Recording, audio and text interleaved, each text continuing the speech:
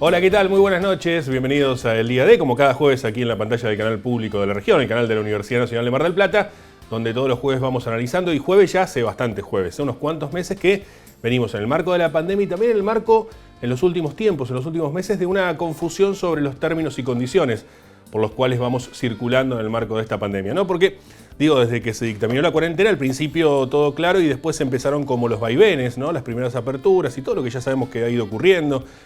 El lamentable y fuerte pico que hemos tenido de coronavirus en su momento en Mar del Plata sobre la primavera del 2020 y después una temporada 2020-2021 que ha tenido sus características particulares. Es la mejor temporada que se ha podido tener, decían algunos por allí, los más optimistas, y es una temporada mala, dicen los más pesimistas. Digo, hay que entender los contextos también, es lo que se pudo dentro del marco de lo que se pudo y eso es razonable. Y en eso me quería detener, ¿no? Digo, ¿qué es lo que se puede en el marco de lo que se puede? Es quizás la pregunta, ¿no? Casi existencial de estos tiempos que podamos hacer en cuanto al análisis de lo que se está haciendo a través de los distintos gobiernos. Uno piensa en torno a lo que ha sido. Digo, a ver, como decía Funes el Memorioso, pensar es abstraer, ¿no? Es generalizar, es olvidar diferencias, ¿no? Debe ser muy difícil gobernar en el marco de una pandemia y sería, digamos, equivocado probablemente analizarlo de un lugar normal, dentro de la normalidad que teníamos antes. Pero sí es cierto que no se ha hecho mucho de lo que se debería hacer tampoco. Son muy pocas las cosas que dentro de lo que se planteaba a nivel nacional, provincial y municipal uno puede encontrar como punto extra por fuera de lo que fue manejar la cuarentena o la pandemia o gobernar en pandemia. La pregunta es si, primero vamos a desglosar un poco, ¿no? Si se pudo gobernar en cuarentena o en pandemia y si se pudo gobernar bien en el marco de todo eso. Porque hubo distintas políticas, claramente, entre lo que ocurría en nación, en provincia y en municipio, ¿no? Entonces una pregunta que ya dejamos por ahí es esta, digo, ¿se hizo bien, se hicieron bien las cosas? Y bueno, con el diario del lunes es más fácil decir que los primeros 3 meses de la cuarentena por ahí estuvieron un poco de más. Sí, claro. ¿Y se hizo lo que había que hacer? Y sí, en ese momento había aprobación total de todos nosotros, que había que encerrarse para evitar el contagio, incluso aunque no hubiese casos, ¿no? Pero digo, no vamos a un desglose de eso porque digo, a lo que voy es a otro punto. El punto extra, digo, ¿no? La milla de más, el bonus track de cualquier disco que debería tener un gobierno y que no se ha visto. Digo, ¿cuáles fueron las cosas que cambiaron en este tiempo? Y me pedís cambios en el marco de una pandemia. Digo, en esa dicotomía estamos si se pudo gobernar o no a pesar de la pandemia. Y alguno me dirá, bueno, pero faltamos 32 calles en Mar del Plata. Bueno, o 40, la verdad que no tengo el número exacto. Está bien, pero eso también se hacía fuera de la pandemia. Digo, no hubo muchas cosas que uno pudiese marcar como tales. Y me voy a los dos puntos extremos, ¿no? Quizás el gobierno nacional y el provincial planteando la cuestión social como eje. ¿Cuánto se ha mejorado socialmente, principalmente, trabajando en la pobreza estructural? No hablo de pobreza socioeconómica solamente, sino estructural, ¿no? En todos los ámbitos, en lo educativo y demás, en el marco de una pandemia. Y lo educativo no se pudo. Bueno, hoy vamos a hablar de educación y la vuelta a clases. De eso vamos a hablar con el secretario de Educación Municipal, que en un ratito lo vamos a estar saludando en este programa, ¿no? En el resto de las cuestiones, y poco y nada. Bueno, ahora se reabre a nivel nacional la mesa del hambre, una mesa que lamentablemente cada vez es más grande y más cruenta en la Argentina. ¿Se podrá hacer algo ahora? Digo, ¿cuántas cosas, aparte de navegar aguas turbulentas de pandemia, han logrado los gobiernos? Uno escucha al ministro de Economía de la Nación, por ejemplo, Martín Guzmán, lo escuchaba ayer, ¿no? Decía, el dólar va a estar en diciembre del 2021 en 102 pesos. Es difícil, digo, poder creer en ciertas proyecciones cuando la realidad ha pasado ampliamente esa situación planteada o esa hipótesis. No, pero es el dólar oficial. Sí, está bien, pero el dólar real en la Argentina no se consigue a menos de 150 pesos en ningún lado. Es más, este paralelismo que hay con el dólar, justamente paralelo, el dólar blue, es llamativo, ¿no? Que el ilegal, si se quiere, el paralelo, el blue, sea más barato que el real. O sea, que convenga establecerse en una economía por fuera del sistema que es la real. Puede que haya explicaciones técnicas, puede que vengan los economistas a explicarme técnicamente cómo, pero la verdad que cuesta mucho entender qué rumbo vamos a tomar cuando estamos por fuera del camino real. Hay una Argentina paralela, ¿no? En ese marco. Que convenga eso, que no muchos digan nada y que encima nos explique si es que hay una razón real. En lo social, digo, a nivel nacional y provincial, que es el punto principal, poco y nada. Y en lo local, bueno, lo local asumió Guillermo Montenegro diciendo que iba a instalarse el CON por la seguridad. Lo que vemos hoy por hoy que a nivel seguridad poco se ha hecho. Y hablo de seguridad en general, vamos al sentido amplio, la seguridad que incluya tránsito, por ejemplo. El tránsito en Mar del Plata sigue siendo, pese a la pandemia, bastante inconveniente, ¿no? Más ahora que se han hecho intervenciones, está bien en pos del comercio, pero la verdad es más un zigzag evitando doble filas y todas esas cuestiones que ya sabemos que otra cosa, ¿no? Mar del Plata. Y en el marco de la seguridad, en lo que nosotros llamamos seguridad, que hablamos de la criminalidad, realmente es bastante preocupante. Y fíjense que los dos temas tienen un trasfondo común. Sin criminalizar y sin demonizar las situaciones socioeconómicas, sí es cierto que hay un trasfondo común en todo esto. Y que lamentablemente, ante esta temporada y ya volviendo al origen, la situación va a estar bastante más grave, digamos, ¿no? 2021, muy complejo después de una temporada como la que hemos tenido en Mar del Plata, sumado a todo lo que ya veníamos arrastrando. Lo dejo todo en tono de pregunta, si quieren, como para no aseverar verdades que uno no tiene nunca, pero particularmente en estos casos menos, ante una situación de pandemia. Pero sí me parece interesante empezar a plantearnos ciertos puntos, porque este año va a ser un año de elecciones, y en este año de elecciones vamos a tener que definir muchas cosas. En esa definición, tratemos de salir de esta división permanente, ¿no? Y tratemos de salir también de lo aspiracional del ser marplatense y del ser argentino puntualmente, ¿no? Que nos creemos tan Apolo y somos tan Dionisio, ¿no? Digamos, en este punto. Entonces, digo, empecemos a ver las cosas un poco más de objetividad para encontrar un rumbo. Un rumbo que por ahora no es claro, que está muy complejo por el contexto y que realmente tiene un futuro inminente, por lo pronto preocupante. Vamos a conocer nuestros auspiciantes y hablamos con Sebastián Puglisi.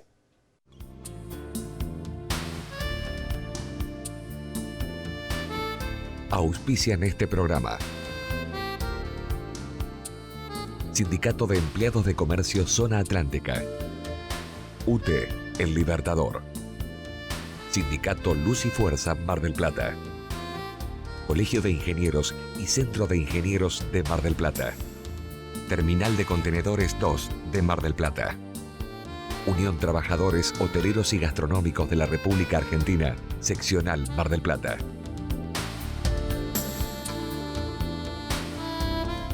Bueno, gobernar en los tiempos de pandemia, decía en el comienzo, en líneas generales, y particularmente un sector que fue uno de los más afectados y que en torno a todo eso también traerá sus consecuencias y ver qué hacer a partir de todo esto, lo que se fue resolviendo y también llevándolo a los extremos de si la discusión de convenía o no convenía clases, incluso hoy por hoy se siguen viendo algunas cuestiones relacionadas con esto y demás. Pero lo cierto es que ya se han puesto de acuerdo, primero lo anunció el gobierno de la Ciudad de Buenos Aires y ya la provincia también ha adherido a esto y vamos a ver qué va a ocurrir también en lo municipal con respecto a la vuelta de clases en niveles inicial, primario y secundario. Inicial ya está en primario y en secundario, sobre todo aquí en el partido de General Porredón. Tengo el gusto de saludar al secretario de Educación del municipio, Sebastián Puglisi. Sebastián, ¿cómo estás? Buenas noches. Hola, buenas noches, Nicolás, ¿cómo estás?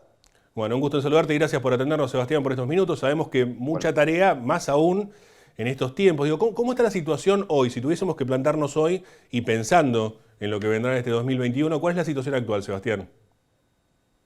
Bueno, como bien decís, la provincia de Buenos Aires ya ha definido el retorno a la presencialidad. Me parece que todavía nos quedan algunos días para seguir revisando algunas cuestiones.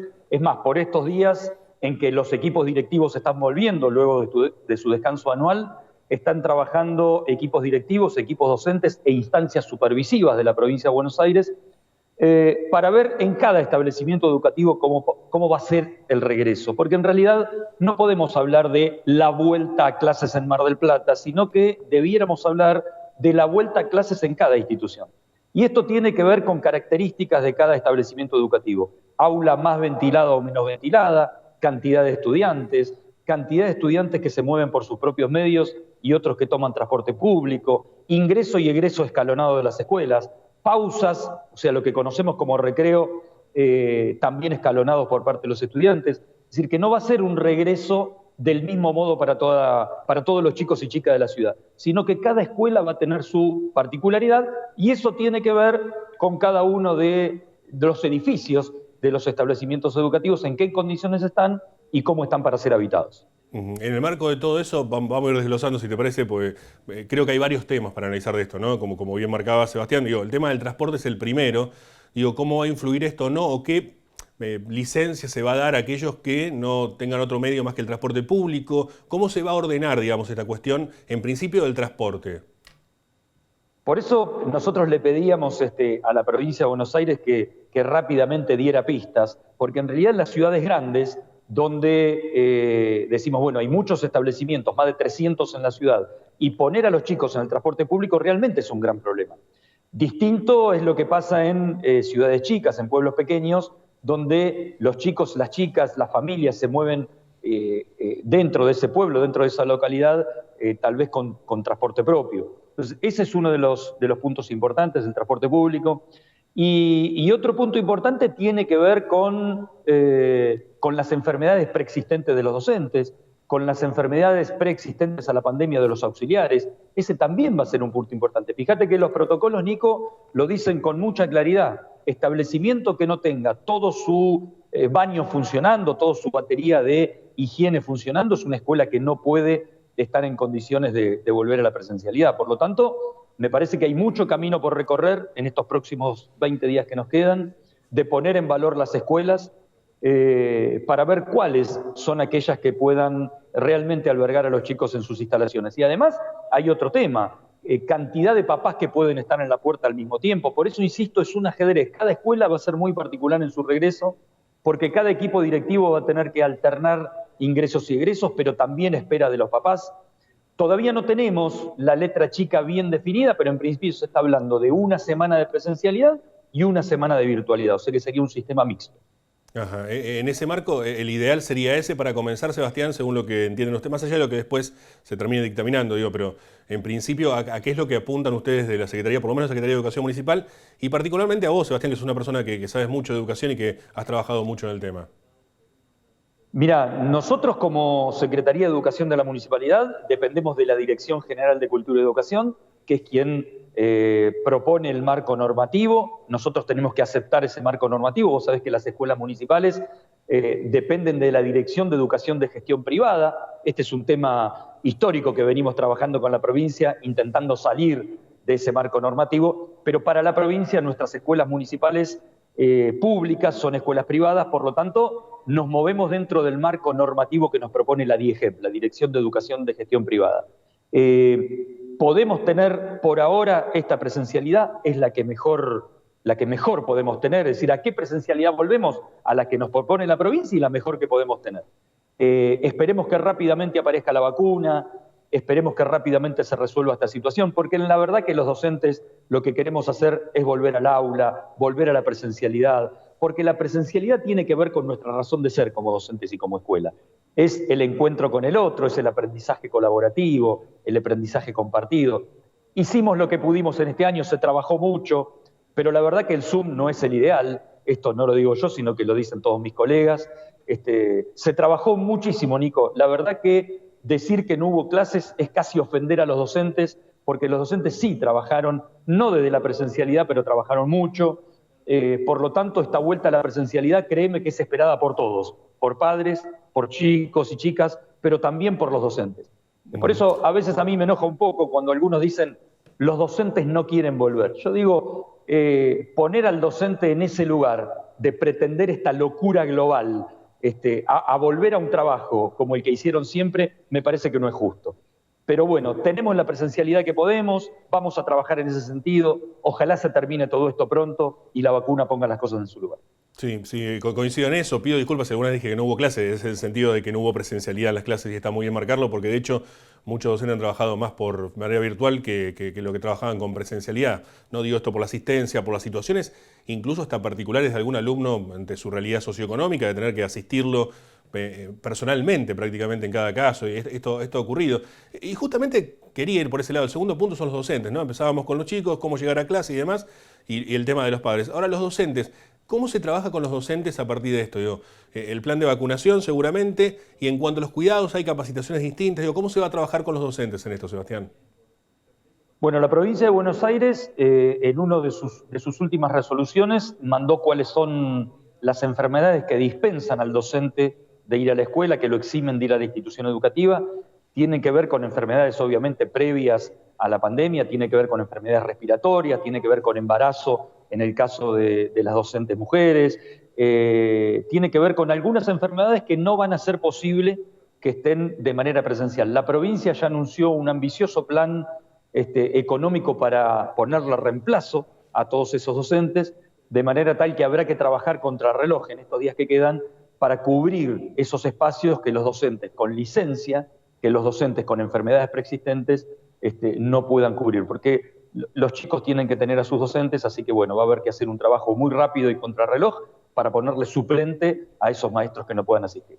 Seguramente. Bueno, y en el marco de todo esto, ¿alguna capacitación particular para cuando estén en clase? Digo, ¿se ha planteado ya esto desde la provincia y ustedes ya lo han trabajado o lo están trabajando incluso por su propio medio desde la educación municipal?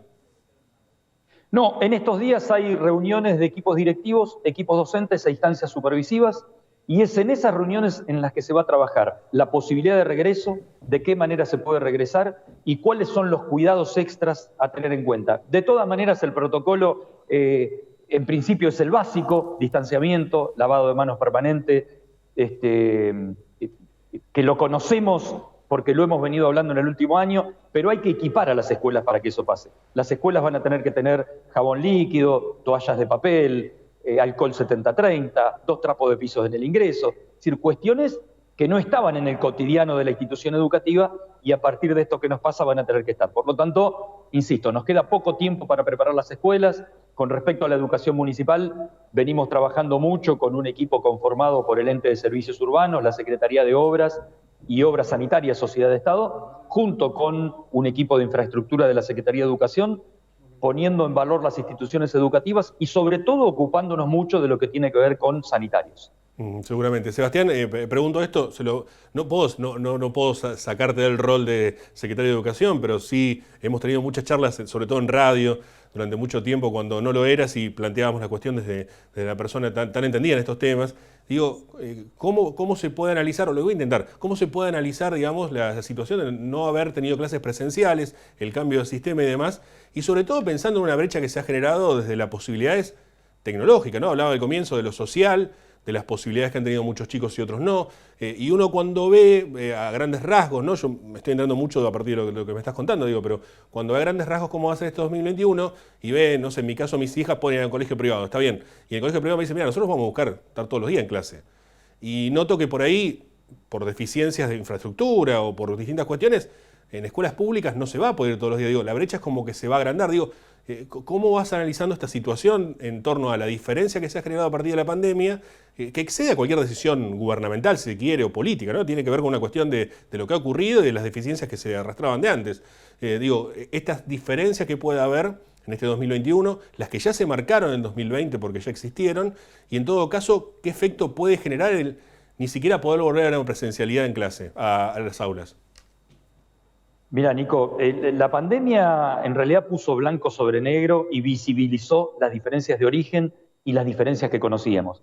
Me parece que sí, la pandemia, a aquellos que tenemos responsabilidad de conducción, nos interpela permanentemente y nos interpeló durante todo el año, porque las diferencias son cada vez más grandes, porque buena parte de los chicos que van a las escuelas municipales no tienen la posibilidad de Wi-Fi, y no tienen la posibilidad de conectividad con Wi-Fi con más de 50 megas, que se le hace muy difícil seguir una clase por Zoom, que no pueden acceder a videos de YouTube, a clases preparadas por los docentes.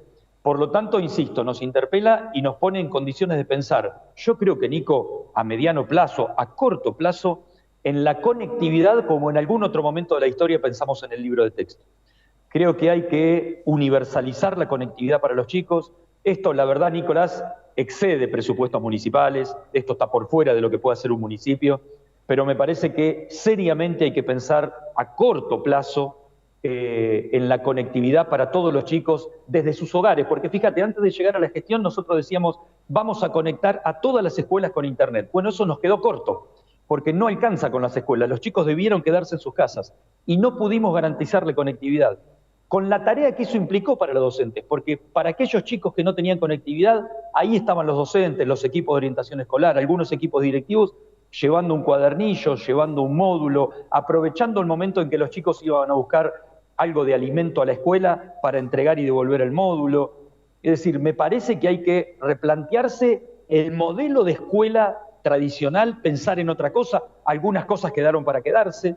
Digo, me parece que el vincular el aula con internet, con la conectividad, con el docente, con el estudiante, con la familia, me parece que eso es altamente positivo.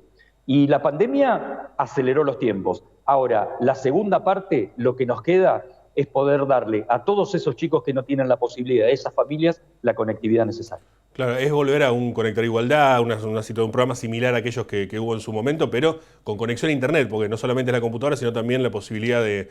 hemos visto casos, Sebastián, y es muy bueno que también se plantee, en tu caso como referencia educativa municipal, esta cuestión de conocer la historia de muchos chicos que ni siquiera Wi-Fi había, o había un solo teléfono en toda la familia para poder hacer los deberes de 3 o 4 chicos. Digo, era muy complejo esta dificultad, pero digo, en este sentido sería como un programa universal de, al llegar a Internet para muchos hogares y darle las herramientas técnicas para poder utilizarla.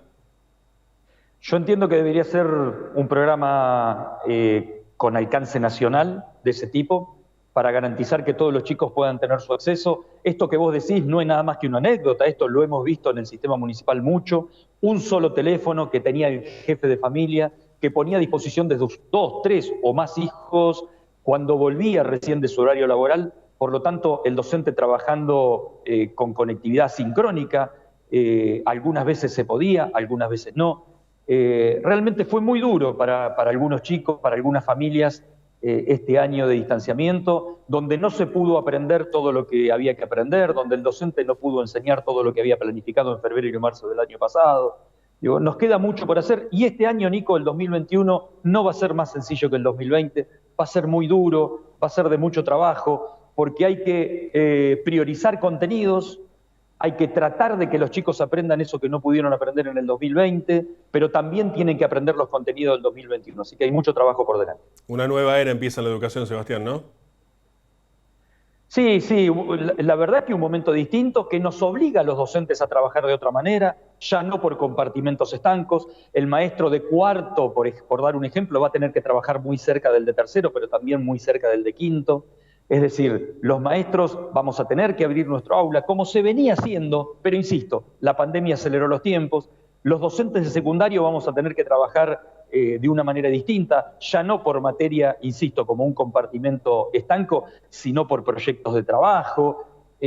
Todo esto que veníamos diciendo desde hace tiempo que queríamos de la escolaridad secundaria, es momento de hacerlo. Todo esto que pretendíamos de la escolaridad primaria es momento de hacerlo.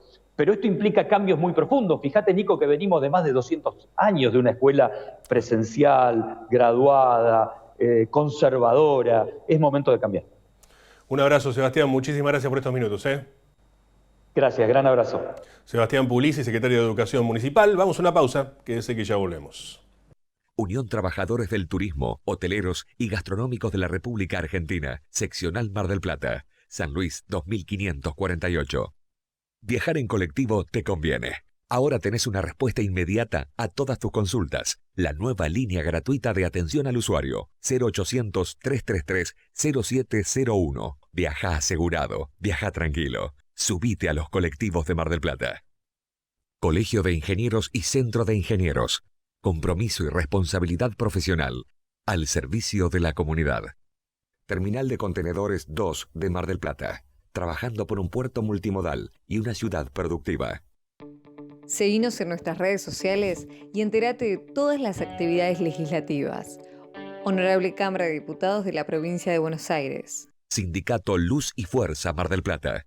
25 de mayo, 4135. ¿Sabías que para llenar una pileta mediana se necesitan por lo menos 3.000 litros de agua? Esa cantidad equivale al consumo de 3 familias durante una jornada completa. Si tenés pileta, recordá, no es necesario cambiar el agua cada día. Podés mantenerla limpia agregando 4 tapitas de lavandina común diluidas en una botella cada 1.000 litros de agua, o usando una boya flotante con pastillas de cloro, cubriendo la pileta durante la noche y utilizando una red para retirar los residuos. En tiempos de pandemia, comprendimos que el agua es esencial para la vida. Por eso este verano, evitemos el derroche, disfrutemos con responsabilidad. El ahorro es más agua para todos.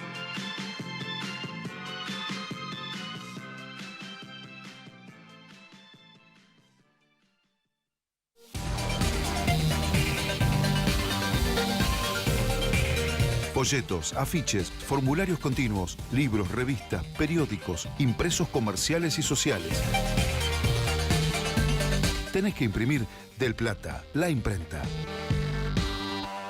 Tradición gráfica marplatense.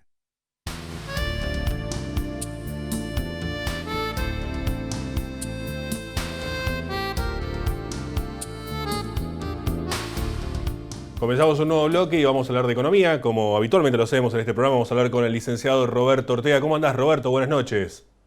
Hola, buenas noches, Nicolás. ¿Cómo andás? ¿Todo bien? Muy bien, por suerte, Roberto. ¿De qué hablaremos hoy?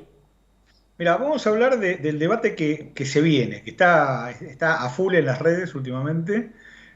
Y ayer, en un programa de noticias, el ministro Guzmán tiró cuál va a ser la estrategia para tratar de bajar la inflación.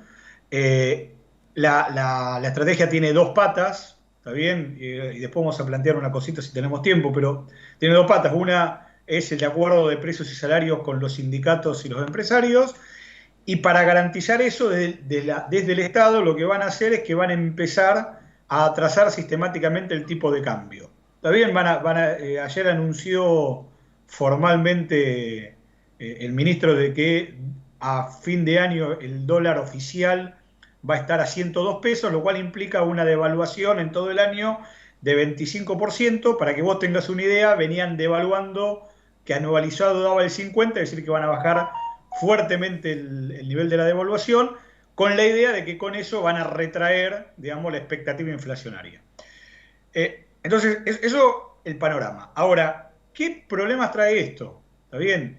El primero es un problema, digamos, si vos querés, metodológico o de ideas. La idea que hay atrás de esto es que el problema de la inflación es un problema de costos, ¿está bien? Y tratarlo como problema de costos genera un problema circular, porque si vos decís, mirá, la inflación aumenta porque aumentan los costos empresarios aumentan porque aumentan los salarios aumentan porque los sindicatos piden la inflación. Por lo cual la inflación termina siendo, digamos, una cuestión circular. Entonces, eso no contesta la pregunta. Y entonces acá sería, ¿qué consecuencias trae atrasar el tipo de cambio como ancla inflacionaria? Como decir, bueno, lo que está garantizando el gobierno es que va a haber menos posibilidad de que aumente el tipo de cambio, por lo cual los costos empresarios en ese sentido van a estar más bajos porque normalmente muchos precios van con el dólar, y con esto cortar el ciclo. Ahora, ¿qué genera esa cuestión? Genera de que empezamos a atrasar sistemáticamente el tipo de cambio. Cuando empezamos a atrasar sistemáticamente el tipo de cambio, lo que se empiezan a ver es problema de competitividad. Y cuando hay problema de competitividad en Argentina, empezamos a tener problemas en la balanza de pagos. Eso nos genera tener menos dólares y eso nos genera una crisis. Esto en Argentina lo hemos vivido reiteradamente durante los últimos 60 años. Volver a utilizar como ancla el tipo de cambio es algo peligroso para este gobierno, porque va a tener un problema si pasa la elección tranquilo en diciembre, el año que viene, que va a tener que tomar decisiones drásticas porque va a tener un tipo de cambio extremadamente atrasado, con niveles de tipo de cambio real de vuelta cercano a 100 puntos del índice que saca el Banco Central, y eso puede generar una necesidad de pegar un salto, digamos, devaluatorio muy fuerte para compensar, en el caso que le salga bien, un retraso de cerca del 20% en el tipo de cambio a fin de año. Bueno, los mismos métodos de siempre, buscando resultados diferentes va a ser difícil, pero bueno, capaz que una vez el milagro argentino ocurre. Roberto, no tenemos más tiempo, no sé si querés agregar algo más brevemente. No, por favor, te mando un saludo y nos vemos la semana que viene. Un abrazo y gracias. Licenciado Dale, Roberto Ortega y la economía en la noche del IAD. Literalmente no tenemos más tiempo, así que les agradecemos por habernos acompañado. Nos pueden seguir a través de redes sociales, nos pueden ver en el canal de YouTube del canal Universidad cada una de estas emisiones para poder seguirlas si es que se la han perdido. Si quieren ver alguna entrevista en particular, allí están todas y cada una de las emisiones y toda la programación del canal, por supuesto. Tengan una buena noche, será hasta la próxima semana y gracias por acompañarnos. Chau.